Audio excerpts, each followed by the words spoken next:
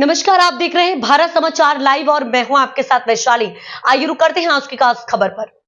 गोपाल अष्टमी दिवस विश्व हिंदू परिषद और गौ सेवा संवर्धन द्वारा मनाया जा रहा है। जिला मंत्री नाज भाई ने बताया कि यह पावन दिवस दो घटनाओं से जुड़ा है। पहली घटना यह है कि भगवान श्री कृष्ण देवराज इंद्र के अभिमान को नष्ट करके गोवर्धन पूजा की शुरुआत की थी। दूसरी घटना यह है कि भगवान श्री कृष्ण ने 6 वर्ष की आयु में यशोदा माता और नंदराय की आज्ञा लेकर कार्तिक शुद्ध अष्टमी के दिन नंगे पैर जंगल में गाय चराने की गौलीला शुरू की थी। कृष्ण ग्वाल गोविंद बन गए, इसीलिए इस दिन से पूरे भारत में इसे गोपाष्टमी के रूप में मनाया जाता है।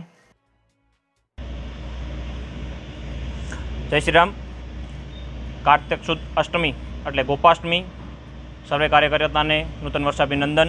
આજે ગોપાષ્ટમીના દિવસે ભગવાન શ્રી કૃષ્ણ ત્યારે 6 વર્ષની ઉંમરે કે જે ગૌ લીલાનો પ્રારંભ કર્યો હતો, જે 6 વર્ષની ઉંમરે તે કૃષ્ણમાંથી ગોવિંદ બની ગાય માતાને ચરાવવા ગયા હતા, ત્યારે આજના દિવસે કે આપણે ગોપાષ્ટમીના દિવસે દરેક જગ્યાએ ગૌ માતાના પૂજન, આરતી અને ગૌ માતાનું મહત્ત્વ શું છે તે દરેક સમાજમાં દરેક ગામ સુધી આપણે વિષય પહોંચાડતા હોઈએ છીએ। ત્યારે આજે વિશ્વ હિન્દુ પરિષદ દ્વારા પશ્ચિમ કચ્છ જિલ્લાના માધ્યમથી કે આજે કે દરેક જગ્યાએ દરેક ગામમાં ગૌ માતાનું પૂજન કરવામાં આવ્યું, ગૌ માતાનું મહત્ત્વ સમજાવવામાં આવ્યું।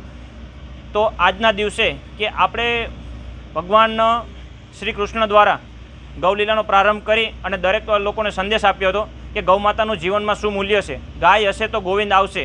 આવા સૂત્રથી કે જેમને સાર્થક કરી બતાવ્યું અને આપણા જીવનમાં ગાય માતાનું શું મહત્ત્વ છે એના ઉદ્દેશથી કે જે આપણે પ્રાકૃતિક ખેતી તરફ વળી રહ્યા છીએ, ત્યારે સંજીવની ખેતી તરફ વળી રહ્યા છીએ, ત્યારે કે ગાય આધારિત કૃષિ ખેડૂતો કરતા થાય અને દરેક પશુપાલકો હોય કે કોઈ પણ જે ગૌ માતાનું પાલન કરતા હોય ત્યારે પણ ગાયને રઝળતી ના મૂકે, એ બધા ઉદ્દેશથી સાથે સાથે આજે ગૌ માતાનું પૂજન કરી અને દરેક સમસ્ત સમાજને સંદેશો આપીએ છીએ કે ગૌ માતાને આપણે પૂજનીય માનીએ છીએ, તો ક્યાંય પણ રોડ રસ્તા ઉપર રઝળતી ના મૂકે, એવા સંદેશ સાથે આજે ગૌ માતાની આરતી કરી, પૂજન કરી અને સમસ્ત સમાજને ગોપાષ્ટમીની પણ હાર્દિક શુભકામના આપીએ છીએ। અને ગાય માતાનું આપણા જીવનમાં ખૂબ જ મહત્ત્વ રહેલું છે, તો આપણે ગાયનું જતન કરવું જ જોઈએ, અવશ્ય કરવું જોઈએ।